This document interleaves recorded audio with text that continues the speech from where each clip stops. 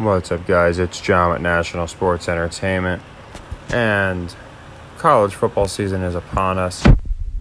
All this video, I put it out, and obviously the sound sucked. I didn't really get a chance to listen to it, and then right after as I was uploading it, I just made sure, and sure enough, it was pretty bad. So I just figured I would run through it again.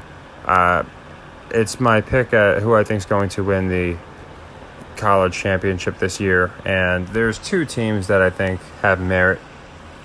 There's a couple teams that have merit, but there's two that I really think have merit. The first one being Georgia for the three-peat, and I was considering that at first. It's yet to happen, but this early on into this new college bowl format, I don't think they're going to have a three-peat immediately.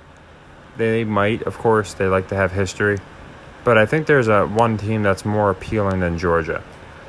Georgia is getting pretty short odds, so Vegas does like them. But I noticed last year they were setting up what seemed to be the next big guy as far as college, and it doesn't mean they're necessarily going to win the whole thing, but that guy is Caleb Williams. They're already all over the place with the Mahomes comparisons. I had noticed this, and there's a few reasons I like USC. The first, I noticed they did like three things at the end of last year. The first thing they did was they established the Pac-12 as an absolute power conference. You had about 6 or 7 teams finish with double-digit wins. You had 6 or 7 teams finish ranked. And, the Pac-12 champion, Utah, wasn't even a top 3 team in the Pac-12, but they were that competitive. Top quarterbacks like DTR, who did leave, but you still have Caleb Williams, you still have Bo Nix, you still have Phoenix. So it's a very, very stacked division. You just added Deion Sanders to Colorado. Even though they suck, it's going to give people the illusion Colorado can actually be good, because now they got Deion, who, again, I watched his coaching in D2. It reminds me of something you hear in Remember the Titans or The Replacements. Just the most cliche football speeches I've ever heard. I haven't seen him do anything remotely productive. So outside of his name and the marketability, which I'm going to go into, I don't see him doing anything for Colorado, real or fake. But the reason I like USC is last year, as I stated, they went into a couple things. One of the things they went into is obviously establishing Caleb as the guy. So he ran away with the Heisman towards the end of the year, because typically the person that wins the Heisman does not win the championship. Not always, but obviously we had Bryce win it 2 years ago. This last year was Caleb. And not that it never happens, but typically it's like the MVP. Typically the MVP will win his thing, and then the Heisman winner doesn't typically win the championship. And it happens a lot in the NFL as well. Hurts was the MVP and just lost to Mahomes. So I'm not saying it always happens, but it happens pretty often across the leagues. This year, Jokic didn't win MVP, but he won the championship. So I have noticed that commonality, and they're really, really, really pushing Caleb Williams as the next Patrick Mahomes. If you just type in Williams Mahomes, it's just nothing but articles about how he's the new Mahomes. And ESPN talking about it, all the main shows, Undisputed, First Take. And really, I don't understand the comparison outside of literally they're both mixed and they both run the ball. It's not like there's a bunch of things these guys have in common. And then they're comparing them to Burrow and Lawrence. So Mahomes and Burrow could not play more opposite if they tried. But somehow that Williams is being compared to the both of them. Now, I've looked at a few of these articles, and they're all the same thing. This 2.0 narrative, this Patrick Mahomes of college, however you want to spin it. So he already got his Heisman this year, so I don't think he's going to win it again. I think he's going to have a great year, but I do think it's going to be the year for USC to win. And again, they're talking about Mahomes. They just won the championship. Here we got Caleb Williams. So I find that to be an interesting commonality. Now, the Pac-12 is completely dissolving, and there's an interesting thing I noticed with the Pac-12. and it goes into viewership. So if you look at the Pac-12, the teams that are leaving, okay, USC's leaving the Pac-12, Utah's leaving the Pac-12. I think it's Utah. UCLA's leaving the Pac-12, Oregon's leaving the Pac-12, and Washington. So basically the only good teams in the Pac-12 are leaving. Now besides them, who's leaving? Oregon State, no. Washington State, no. California isn't. Arizona State, Stanford, no. Why? Because you don't go to a better conference when you're a shitty team. So you might wonder why Colorado at 1-11 they are deciding is worthy of moving to the Big 12. Again, it's Deion Sanders. It's all about marketability. And I'm going to go into this. So a lot of people, think it's real still, which is fine. But what I find interesting is attendance. So the Big 12 is obviously a bigger division. And if you look at total attendance, the teams that are moving out of the Pac-12, the two biggest right here, the two of the biggest right here, we got in the middle. This is USC and UCLA, obviously. You go down a little bit to the next one, 440,000, that's Washington. They're moving. So it's the teams with attendance, basically with 300,000 or more that's leaving. Utah's at 312,000. And then what's interesting is Colorado. At 1-11, Colorado has 257,000 that they pulled in through their games. And they're missing a game on a lot of these other teams because they didn't make the playoffs. You can see the teams at 184, 179, 180, the low 250s. It's interesting that those teams are staying, but Colorado, who just happens to be a draw, even though they suck, is moving to the Big 12. So this should show people it has nothing to do with how good of a team you are. If that was the case, then it would simply be UCLA, USC, and maybe Utah, since Utah actually won the Pac-12. And I went into this when they were making the announcements last year that it didn't make sense for a team that's staying in the Pac-12, in my opinion, to look really weak, because then you really have just a completely weak division going forward. So I think, in my opinion, I think Utah might be leaving. I'm not positive. I think they might be one of the teams staying. But either way, it made sense since they knew USC and UCLA were leaving at that time. They weren't sure on Utah. To me, it makes sense. That's why Utah won the Pac-12. At least now they can still say they have some talent, even though all the talent's leaving. Now, why is the talent leaving? Well, I already went into it. They made Pac-12 a very, very strong conference last year. Like I said, we have like 6-7 people that are ranked teams, and you had DRT, you had Bo Nix, you had Phoenix, you had Cam Rising, you had Caleb. They were all just putting up crazy numbers, 40 points a game. So they were established just like the AFC West, as a high-scoring, flashy conference. And then you have teams in the SEC who are established as gritty, defensive-first, sound conferences. So you can see how they position these conferences.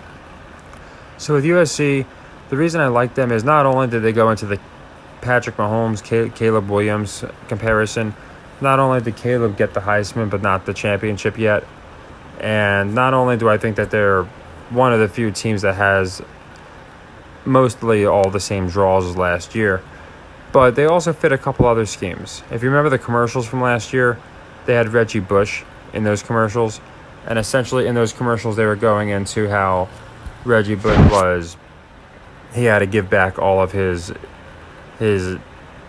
rings and whatever else, his Heisman Trophy. They were doing Subway commercials joking about how he took bribes, basically humiliating him. And if you remember, USC had to pay a penance after that happened. They couldn't be ranked for a couple years. They haven't won anything since. So it's been a pretty long time, and they just shown those Reggie Bush commercials. They were actually showing them right after the State Farm commercials with Mahomes. So you would see the Kansas City commercial, and then right afterwards they'd have a USC Reggie Bush commercial. So it does seem like that they were planting some seeds. And not only do they fit, in my opinion, between the commercials and the fact that they paid a penance, it's been a while, they've been showing Reggie Bush. But one thing that I find really interesting is the colors. I've gone into the color schemes, and I already explained why I like the 49ers. But if you look at the teams, the Chiefs just won, obviously. They're red and white, but they're red, white, and yellow, right? That little bit of gold. Nuggets just won. Their colors, red, white, blue, and gold. So USC fits the color scheme as well. And I know a lot of people have been going into, they think the red and gold is symbolic. And I think it might be as well, because we have Spain in the World Cup. Alcaraz has been running roughshod as far as tennis goes. He just lost to Joker, but I think he'll win the U.S. Open. He took Wimbledon, obviously. And I have a feeling Jon Rahm's going to do something in the USA Tour, or in the PGA Tour. But it does seem like these colors just come in sequence. So we had Georgia do it. We had UConn's like that red, white, and blue color. We had the Chiefs obviously do it. And I think USC is going to do it. And it's going to be a red and gold type of theme. And I don't think it's a coincidence that they and the 49ers have very similar colors. So yeah, there's not much. Like I said, there's as the season goes on, we're going to see teams establish themselves. We'll see if Michigan's going to look about the same, TCU. A lot of teams from last year, Ohio State, Tennessee, a lot of them don't have the same players, Louisville, but we're going to see what they do, LSU, etc. Florida should be an interesting one, and I'm curious to see what they do with Florida State. But as far as the Pac-12, I think they're going to look strong, especially the teams moving. They can't move into the Big 12 and have a 4-8 record or something of that nature. It's just not going to work. That's why I think USC, Washington, they have to have, UCLA, they have to have strong seasons again. So we might not see the same Pac-12 where every team is basically in contention, but I think we're going to see a few of those teams do really well. Colorado will probably get to like 5 or 6 wins. They'll consider it a huge accomplishment, even though it's not, just because they're coming from 1-11, and then Deion will be treated like the best coach since Chuck Noll. But USC is where I got my eyes right now. Between them trying to spin Caleb Williams as a Patrick Mahomes 2.0 while getting a college championship before going to the NFL would definitely add a lot to that. Like Bryce, he would have the Heisman, the college championship, and I think that's what they're going to do. So it will be interesting, but I do think they're following a lot of trends for teams that have won in the past. Like I said, I haven't ruled out the Georgia three-peat. I do think they might try and get that done. But again, with the conference mix-up, with how hard they're forcing this Caleb narrative, and again, with the fact that it's been a long time since USC's been there, and they're definitely marketing to the West Coast again.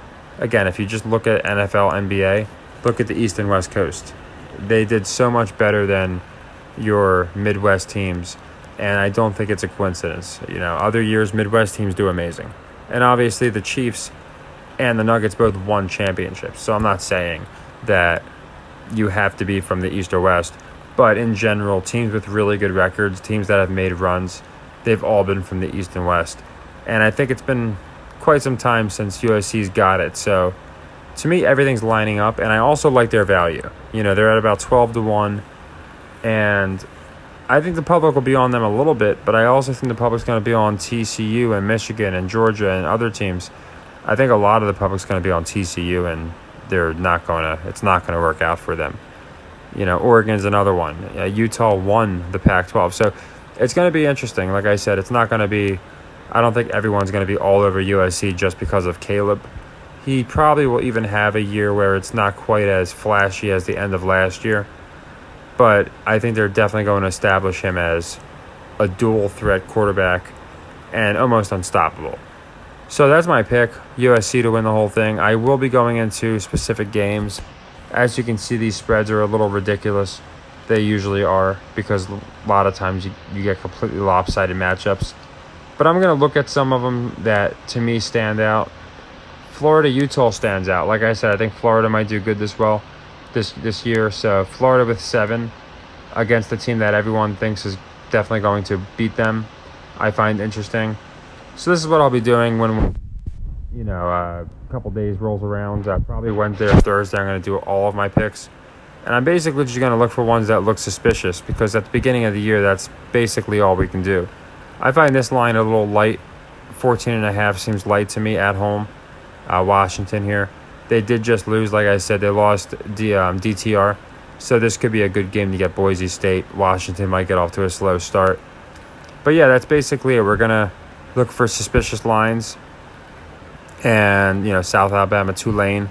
Tulane covered the spread a lot last year, so it should be interesting. But yeah, that's basically what I think is going to be the beginning of the year, the best way to do it. Look at suspicious spreads. And then as teams start establishing themselves, we can see, here's another one, Clemson Duke. I'm kind of liking Duke here. 13 points isn't that much. But that's what I'll be doing, going into all that, the lines, the narratives, trying to see where the public's at, seeing who's being pushed. And I think we have another great year. I wanted to advise anybody that's watching this for the first time or just hasn't seen a ton of my videos that we started this, as you probably know, we started this last June, okay? And so it's been over a year. And what I did was I did a bunch of videos, but then I got to a point where, since we had football going on, every single day, literally every day, we did a video of who I thought was going to win for every, whatever, all my games that I personally picked, how many units were on each game, and I used my rig system for the entire season. Now, we got shut down, as I stated, a couple weeks before the playoffs. It was pretty messed up. We were right where we are on this channel now. We actually were around like 998 people on Christmas. They shut us down. So I just restarted it right back up. It took us a little bit, but every single game, as you can see, I covered. And some of these, like TCU, Georgia, whatever games I picked that week were in there. So this is all I did, and we did phenomenally well, literally just picking each week who made the most sense, and using my rig system. I bring it up because I'll be using the rig system again this year, so it's going to be no different than last year. So if you're curious how I do my football or how we did so well, how we profited hundreds of units in a matter of months, and if you account for both channels, between college and NFL, we netted over 200 units with football. How that was done, obviously the first channel was shut down by YouTube, but you can watch this one from the beginning, and you'll see that nothing is skipped, nothing is left to interpretation. I do literal, this is exactly who I'm taking for this much, and then later that night I would do recaps. And I can only imagine why I was shut down. Like I said, we were creaming Vegas. This NFL Rig Jaguar scripted comeback video, the reason this one's interesting is I put this one out in the third quarter when the Jags were down by like 3 scores. So for all the people, that want to laugh and say it's not rigged, you'll find out it's very rigged. And I'll be doing that again this year too. We've been killing it in the Discord and when I would put out live videos, because stuff like this would happen. To the point where we actually predicted a draw too. So it wasn't like it was the fourth quarter. It was predicted before the game started. So I did it in one of my live videos. Just because, again, of how obvious some of these narratives and storylines feel to me. So you can see the Chiefs here. Pretty similar colors to USC. I find that very interesting. And speaking of, we have the Niners, who I did have going last year. Not much has changed, to be honest. I'm going to go into that. To me, it's more about the story of the team, and nothing has really changed about the story of this team. But I show you this because this is my last year. I'll be making one for this year, or I might just add to it. I'll probably just make this year's. This was every single game that I went into them all. So everyone in this playlist are games that I specifically put an amount of how much, who was going to win, etc. And then I went into narratives. And then we just continued it with basketball once football season ended.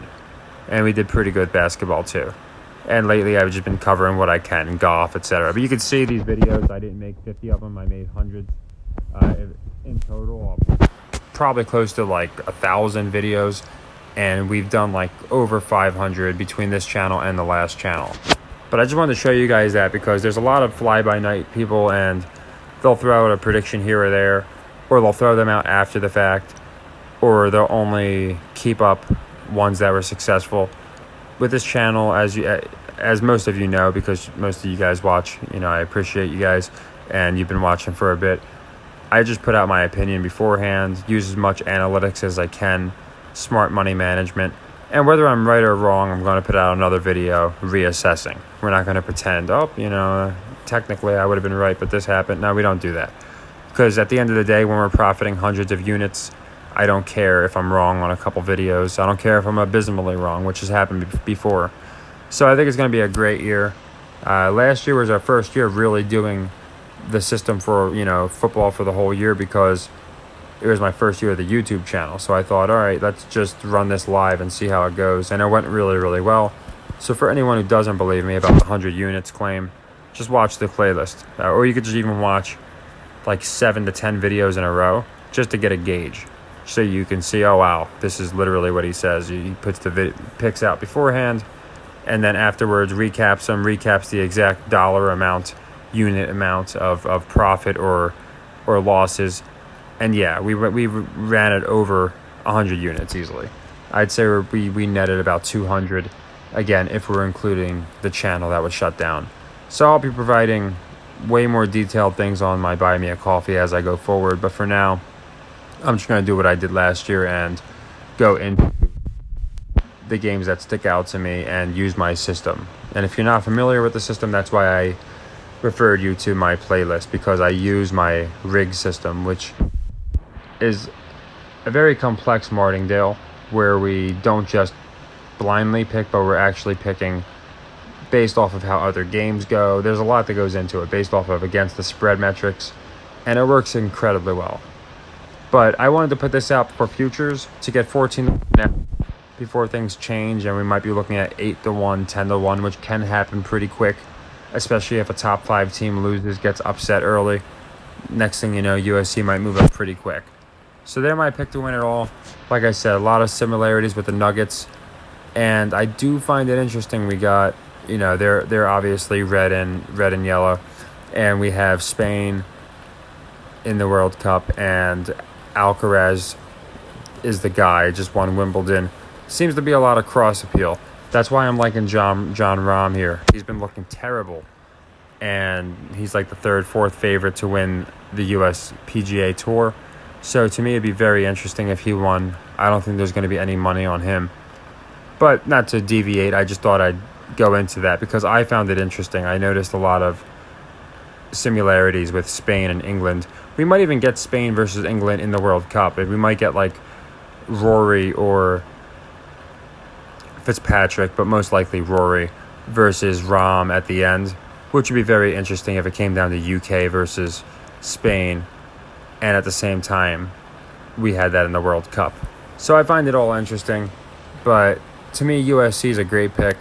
Caleb Williams is going to be pushed as the next Patrick Mahomes. And there's not much of a reason for me to believe USC is not going to have a great year. And they're my pick to win the whole thing. My second backup pick would be Georgia for the three-peat narrative. And obviously, as we watch the season, teams are going to establish themselves. Just like last year and the year before, obviously Georgia did it, but TCU's come out of nowhere and Tennessee's with Hendon Hooker. You have teams that do better than they should. You have teams that do worse than they should. So we should be able to reassess if we need to. But I think they break the curse or whatever you want to call it. I think they break the pennants and they get a pennant after Reggie Bush's 15 years or however long it's been of being humiliated for taking bribes. And I think they want to really market California again. It seems like that's what they're doing. They had the Rams do it this year. In the NFL, you got the Chargers, you got the 49ers. Lakers just did very well. Every California team just made the NBA playoffs. So those are the things I pay attention to. And then if you look at the other side, if you look at the East side, every team from the Atlantic Division made the playoffs. Even the Raptors made the play-in. So the whole thing's very interesting. I think it was the first time in history that's happened. That's why I'm so big on the NFC Beast narrative. And speaking of, I'll go into football, NFL, probably between week 3 and 4 of preseason. There's no need to put out a who's going to win between the Browns and Bengals 3 weeks out. But because a couple things might change. But I can say there's a couple NFL games I got my eyes on early. Browns, Bengals being one of them. Steelers, Niners being another. Lions, Chiefs being another. There's just a few games right off the bat that I think have some suspicious lines and they want to tell stories with. So we're going to be pretty busy covering both of the leagues.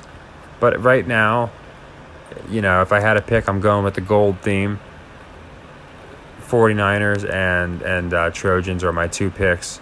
But since this is a college video, like the Trojans, and I don't think Caleb wins MVP again. They'll give it to a guy who needs it more, probably a guy who's going to be returning next year. But I do think he's going to win the entire thing and win MVP of the playoffs or the bowl game, whatever the final, I think it's just called the college championship. So it would be interesting, and it would be almost a full circle event. And after seeing the Chiefs and Nuggets, who, again, someone brought to my attention, the Nuggets, they're not the powder blue Nuggets of old. They're predominantly white with the yellow trim, gold trim, actually. It's white and gold. And then they have red and blue as their third and fourth colors. So the USC does kind of fall in line with a lot of these other teams. UConn just won. They're red, white, and blue. So it's interesting. And like I said, then it kind of deviated where we got the Knights and we got the Nuggets, who are obviously gold. People have gone into how I think the colors play a role. If you remember with Ukraine that year, almost every team that won, I think every team that won was blue and gold, including the World Cup. And this year it seems like it's red and white, and now we're seeing a lot of yellow and gold. And you don't have a lot of gold teams. We have a couple in hockey, and we have one, maybe two, if we're going to stretch colors, in the NBA, and those teams got it done. So I don't think it's going to change. I love USC to win the whole thing, 14-1. And I'm looking forward to getting into football. Thank you to the people that have been patiently and respectfully just asking me to put out football videos. I know you guys are excited. So am I. As you know, I just don't want to put out videos just for the sake of putting them out. I like to put them out when I actually have an idea or a theory. So since I saw all of this with USC, with the Pac-12 falling apart, all these different things, I thought the earliest and best call to make right now is USC wins the whole thing. And then obviously as the season goes on, we'll be amending things if we need to. Like I said, Wednesday or Thursday, I'll go into this week of college and who I think is going to win all the games. As you can see, we're coming up very, very soon on these games, so it'll be fun to watch. And then probably, I'd say a week and a half or so, we'll have the NFL schedule out as well. So like I said, if you haven't seen my channel before and you think I'm crazy, there's no way this guy profited a couple hundred units in a couple months. Net, by the way. All I can say is watch back, this playlist. It's a long playlist, but it's all the receipts you need. And if you've already seen the channel, then you should be excited for this year coming up. Not much is going to be different. The only thing that's going to be different is we have a little more information. We just ran it on an entire year of both football seasons last year. So I think we're going to do really, really well, and I think it's going to be a great year. So thanks to everybody. Channel's growing, just like the last one before they shut us down. And if they shut us down again, we just start it back up. But I think we'll be good as long as I avoid human reviews and things of that nature. So thank you again to everybody. I do appreciate everything. And we'll be having a lot of videos coming out soon. So take care and happy earnings.